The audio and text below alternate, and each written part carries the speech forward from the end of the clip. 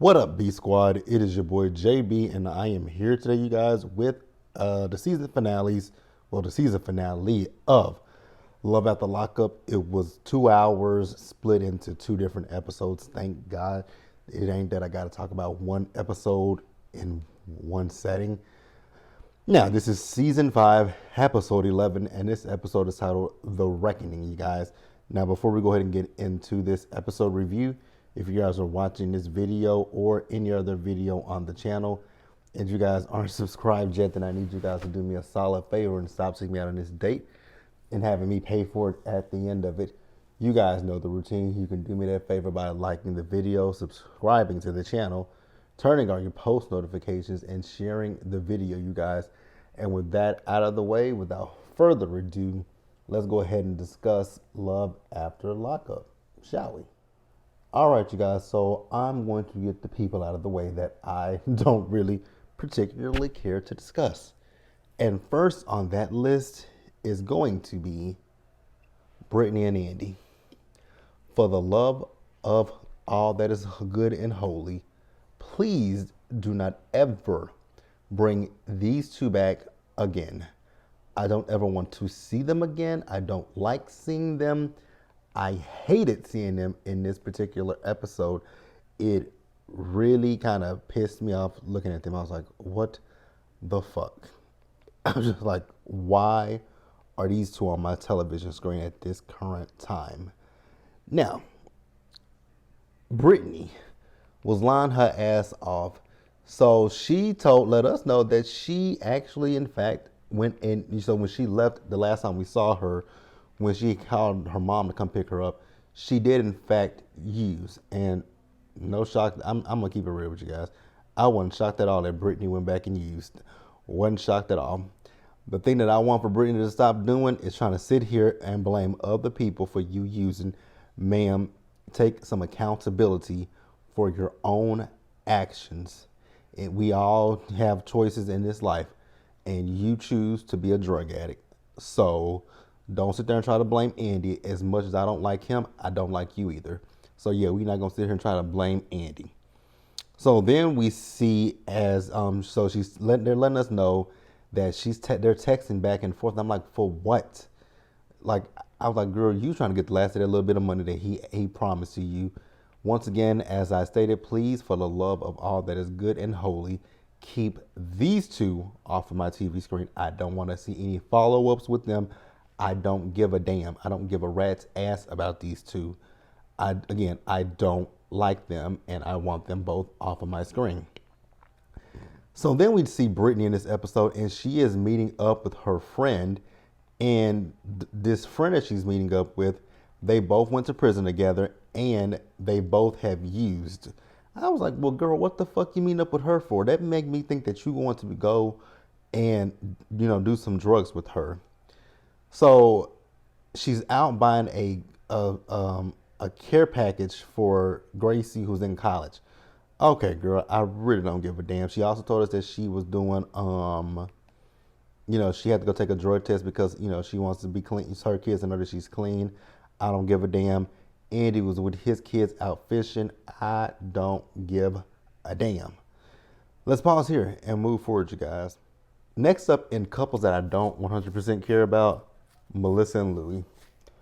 So you guys remember, Louis was going to go get his teeth pulled.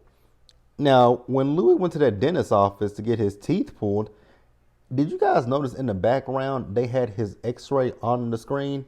And I was looking at the top row and some of the bottom row. I was more specifically looking at the top row. I was like, so wait a minute, he ain't got no teeth on the top row? Like zero. Melissa, girl, what was you complaining about? If he get the dentures, at least he got some teeth. Yes, he may have to pull the motherfuckers out his mouth, but at least he got some in his mouth.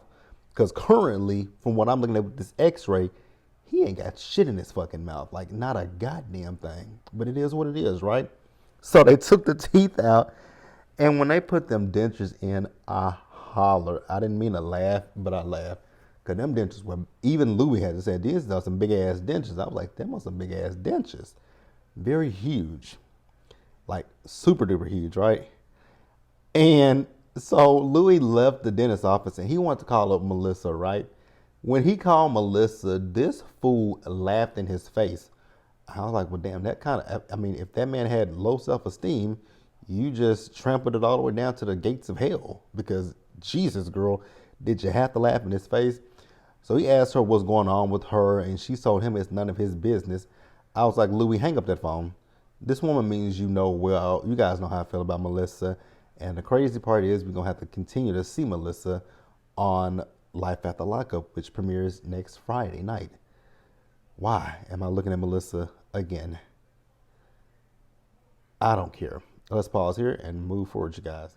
So, you guys, now the beginning of the episode, it did have a trigger warning that there may be some things in this episode, that, people may, it's sensitive nature, right? Well, the sensitive nature of this episode was Sheree and Anthony. Sheree, I just want to say this to you real quickly, right? No matter what, you got to think about your son. Do you want your son to be around this kind of stuff? Granted, he wasn't there to see this happen, but I think that you need to literally think about your child. So Sheree had some inclinations that, Anthony may have been talking to other women. So she said that she went through his phone, and after that, they got into a fight with each other, right? And so she said that I think it was either his phone or her phone was in her hand, and he didn't realize how strong she was, and so he bit her in the back. I was like, wow. And I had saw it somewhere. I don't remember. I think it might have been on. I know it was on YouTube. I don't remember who talked about it, but I know somebody was talking about the fact that he had went back to prison. And I was like, he's in prison. He's in prison for this. And Sheree is giving his mom his stuff. His mom said she don't blame her, and she's not mad at her. I was like, well, you really don't have any reason to be mad at her. I mean, it was your son who did this. So his mama said she signed him up for anger management. And I was, like I said a few minutes ago with Sheree, I hope that you don't go back to him. She's not taking her engagement ring off. I was like, why would you want to keep it on? The man was cheating on you.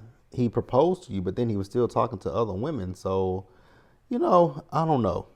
But she didn't press charges against him. And like I said, Anthony is on his way back to prison. She said she's not going to be doing it, but we'll see. It is what it is. Again, like I said, I do hope that Sheree does not go back to that. I really don't. I don't think she should go back to that. But you guys can definitely feel free to chime in the comment section about how you guys think and feel about that. We'll pause here and we'll move forward, you guys.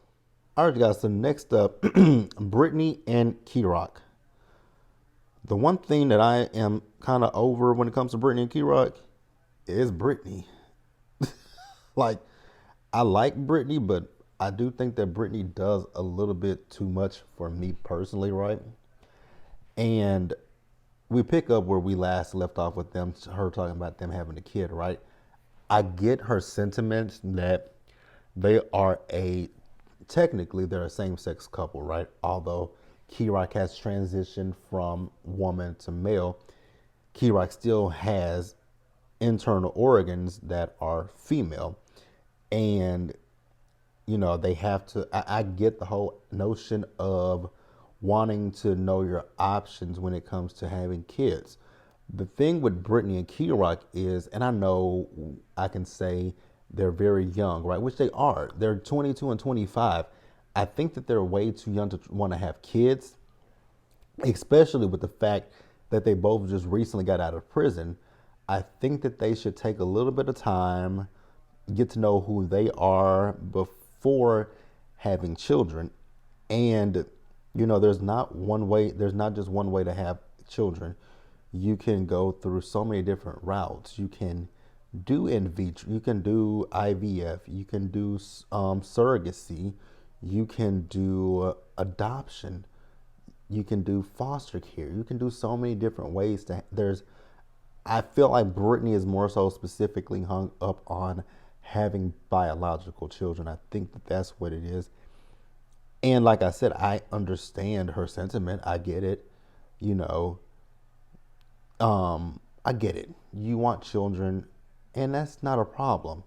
But I don't think Rock is necessarily ready for that or at that point in his life where he wants to make that decision. I think he wants to go through with his transition and, figure himself out. And then once he's done that and acclimated to regular normal life, then maybe he can come back to this discussion about kids.